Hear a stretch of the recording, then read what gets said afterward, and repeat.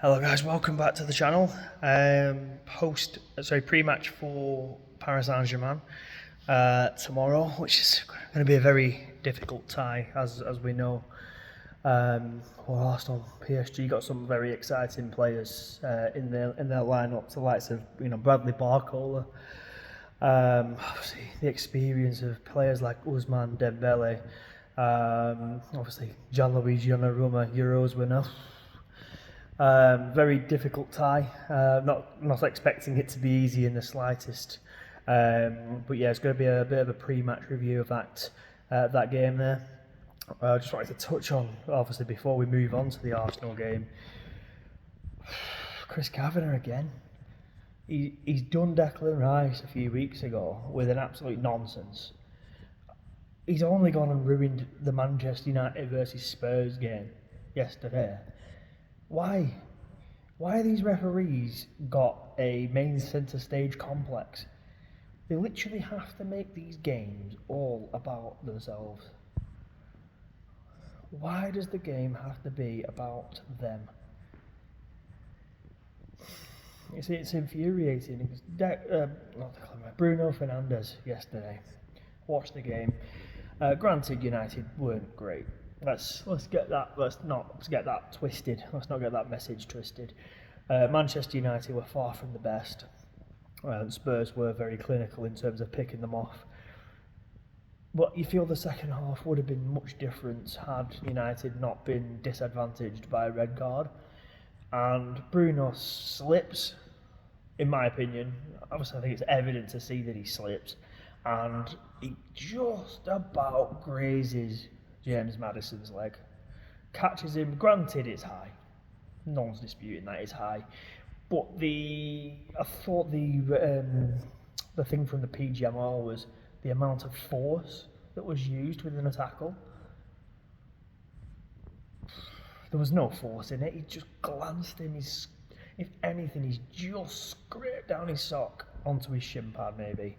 And Maddison, theatrical as ever, just makes an absolute meal of it. Probably didn't even feel him touch him, to be honest. But nevertheless, less about that. Onto the Arsenal game. Hopefully, Arsenal have sorted those midfield problems out. Granted, there's no Odegaard and Marino still, but the concessions against Leicester, where we just absolutely canned it off and just didn't look like we were bothered to track through the midfield. Absolutely shambolic in that half of football in the second half against Leicester.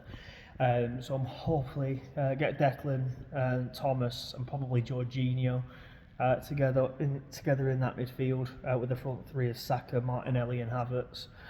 Obviously, I'd keep the back line as strong as possible. Probably go Calafiori, Gabby, Saliba. I'll probably bring Ben White back in at right back. And obviously David Raya in the sticks. Expecting a very difficult game, so I'll probably look to shore it up in that midfield area. Probably not look to try and go with anything too expansive or too out there. Obviously just try and make sure that we're not, obviously can't win a game within the first 10, 15, 20 minutes, but make sure we're not out of it.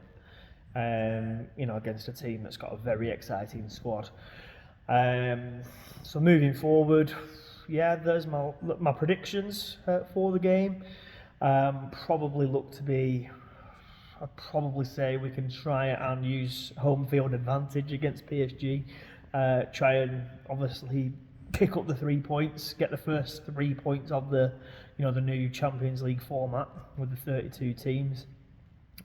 I'd like to say we can try and get like a 2-1 win. We need to really get those 3 points to try and boost us up towards those automatic qualification spots, those top 8 places. Again, guys, what do you think regarding the new Champions League format? Obviously, we get more high-profile fixtures. Obviously, with the 4 pots, obviously still some very good teams in pots 1 and pots 2, and now obviously you get each team from pot 1 to play 2 other teams from pot 1.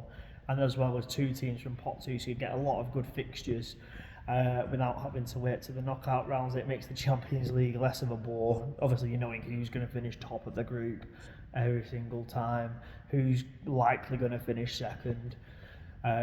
I'll also, my thoughts on the Champions League as well.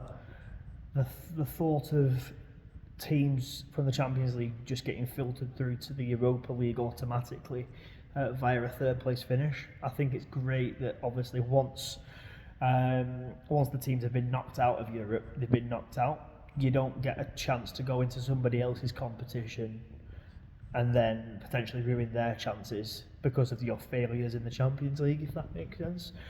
So I think that's an absolutely fantastic a fantastic thing to be implemented this year. Anyway, guys, as always, let's say like, share, and subscribe if you're enjoying the content. Drop ideas on what you may have for us in terms of any content you might like to see in the future. But anyway, guys, thank you very much for watching the video, and peace out.